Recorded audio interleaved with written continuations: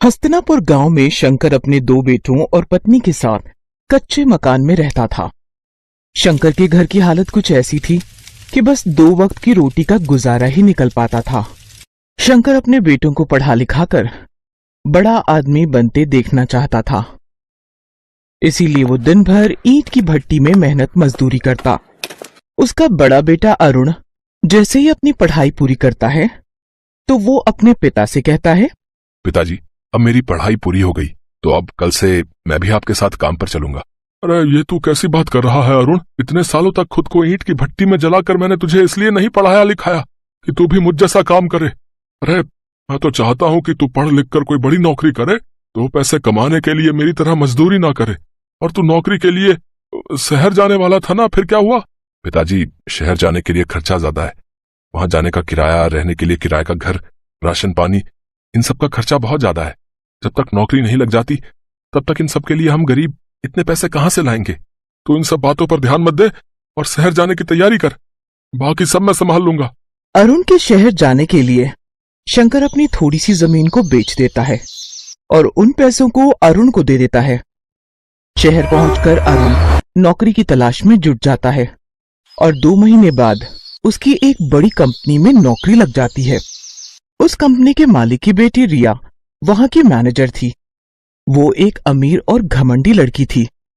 अरुण का लंबा चौड़ा कद और गोरा रंग देखकर रिया उसकी दीवानी हो जाती है। ओहो वाओ, ये तो बिल्कुल मेरे टाइप का है, टॉल एंड हैंडसम। रिया उसके पास जाती है और बोलती है, हाय हैंडसम, न्यू ज्वाइनिंग, एम आई राइट? जी, आज मेरी ज्वाइनिंग है। क्या आप मुझे बता सकती हैं मैनेजर जी का कैबिन कहाँ है? मैं ही इस कंपनी के मैनेजर हूँ और ये कंपनी मेरे डैड की है। लेट्स गो, मैं तुम्हें तुम्हारा काम समझा देती हूँ।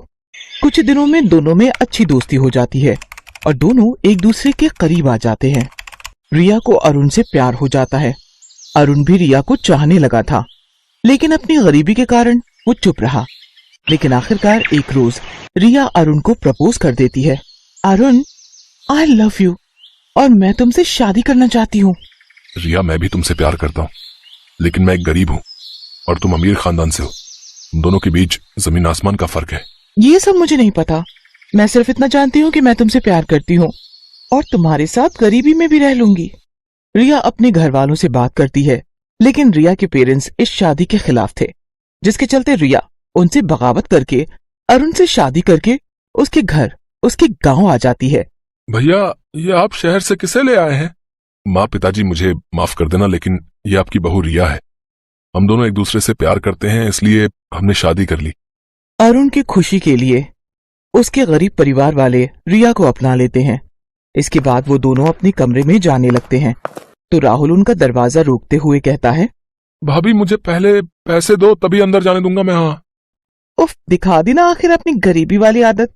अमीर लड़की देखी नहीं कि पैसे मांगना शुरू। एक तो वैसे ही मैं इतनी थकी हुई हूँ, ऊपर से ये दरवाजा रोक कर खड़ा हो गया। तुम गलत समझ रही हो रिया, ये तो बस एक रस्म निभा रहा है और उसी का नेक तुमसे मांग रहा है। रिया उसको पैसे देकर कमरे में जाती है तो अरुण कहता है, तुम बैठो, मैं फ्रेश होकर आता हूँ। भाभी, ये रहा आपका कमरा। ओह गॉड, मैं यहाँ रहूंगी? इस कमरे की हालत तो झुग्गी झोपड़ी से भी गई गुजरी है। इससे अच्छे घरों में तो मेरे घर के नौकर ही रहते थे। यहाँ ना तो कोई इंटीरियर है, ना ही कोई लुक। ऊपर से ये खटारा पंखा पता नहीं बाबा आदम के जमाने का लगता है। पता नहीं तुम सब इतनी गर्मी और गरीबी में कैसे एडजस्ट करते हो। वो अपने देवर को गरीबी के ताने दे रही होती है कि तभी वहां अरुण आ जाता है तो वो चुप हो जाती है। अगले दिन रिया नहा धोकर आती है तो उसकी सास उससे कहती है, नहा गई बहू, चल आज तेरी पहली रसोई है तो अब जल्दी से कुछ मीठा बना दे। रिया किचन में जाती है तो वहां मिट्टी का चूल्हा जल रहा होता है और खाना बनाने के लिए कुछ बर्तन थे। हे भगवान, ये किचन देखकर तो मुझे ऐसा लग रहा है जैसे मेरा ससुराल हड़प्पा संस्कृति में जी रहा है। रिया गुस्से में हलवा बनाती है और अपने ससुराल वालों को खाने के लिए देती है। ऐसे ही कुछ दिन बीत जाते हैं। गांव में ही एक कंपनी खुलती है जहां अरुण नौकरी पर लग जाता है। अरुण जब घर पर नहीं होता तो रिया अपने ससुराल वालों को गरीबी के खूब ताने देती। एक रोज जब उसकी सास पूजा करने बैठती है तो रिया उस पर चिल्लाते हुए कहती है, सासू माँ, आपको पूजा के लिए यही टाइम मिलता है क्या? जब घर के कामकाज का टाइम होता है तो आप पूजा करने बैठ जाती हो। ये सब ढोंग बाद में करना, और ये लो अभी ये सब्जी काटो। और पिताजी, आप निकम्मों की तरह पड़े हो, ये नहीं कि बाजार जाके सब्जी ही ले आऊं। और राहुल, तू जाकर पानी भर ला। पढ़ने का ड्रामा ना कर, बाद में करियो। जब से आई हूं तुम सबकी तो ऐश हो गई है। अरुण जब घर पर नहीं होता तो रिया उन सबसे खूब काम लेती और अरुण के आने पर खुद बेचारी बनकर घर के काम करने लगती। कुछ महीनों बाद रिया गर्भवती होती है। ये सब सुनकर सभी घर वाले बहुत खुश होते हैं।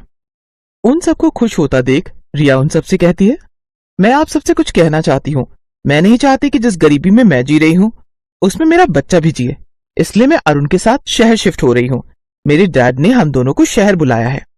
रिया, तुम मेरे माता पिता से मुझे अलग करना चाहती हो? बचपन से मेहनत करके उन्होंने मुझे पढ़ाया लिखाया, और अब जब उन्हें मेरी जरूरत है तो तुम मुझे उनसे अलग कर रही हो। मैं कहीं नहीं जाऊंगा, तुम्हें जाना है तो जाओ। तो फिर सड़ते रहो तुम यहीं, मैं तो चली। रिया अपना सूटकेस उठाकर जाने लगती है। तभी रिया की सास उससे कहती है, ठहर बहू, अरुण भी तेरे साथ जाएगा। चला जा बेटा, नहीं तो दुनिया वाले कहेंगे कि हमने तेरा घर तोड़ दिया। इसके बाद दोनों शहर आ जाते हैं। शहर आकर रिया की जिंदगी अच्छी खासी कटने लगी, लेकिन अरुण उदास रहने लगा। उसे रह रहकर अपने गरीब परिवार की याद सताने लगी। ऐसे ही समय गुजरा और रिया ने एक बच्चे को जन्म दिया। अरुण, अरुण, मेरा बच्चा कहाँ है? मैंने उसे गोद में नहीं खिलाया। रिलैक्स रिया, हमारा बच्चा अभी यहीं था। हो सकता है कि नर्स ले गई होगी। मैं अभी जाकर पता करता हूँ। कुछ देर बाद नर्स बच्चे को लाकर रिया को देती है। अपने बच्चे को गोद में लेकर रिया बहुत रोती है, जिसके बाद उसे एहसास होता है और वो सोचती है, कुछ देर के लिए भी मैं अपने बच्चे को खुद से दूर बर्दाश्त नहीं कर पाई, तो अरुण के माता पिता उसके बिना कैसे रहते होंगे। तभी अरुण वहां आ जाता है तो रिया रोते हुए उससे माफी मांगती है और कहती है, अरुण, मुझे माफ कर दो, मुझे अपनी गलती का एहसास हो गया है।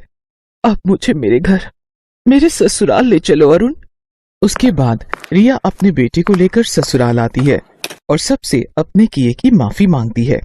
सासू माँ, पिताजी, राहुल, मुझे माफ कर दो। मैं एक अच्छी बहू नहीं बन पाई अपने सुख के लिए। मैंने आपको आपके बेटे से अलग कर दिया, लेकिन माँ बनके मुझे एहसास हुआ कि अपनों से दूर रहने के बाद कैसा लगता है।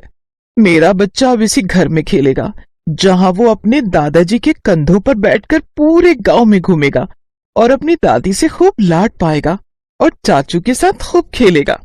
मैं जानती थी बहू कि एक दिन तुझे अपनी गलती का एहसास जरूर होगा।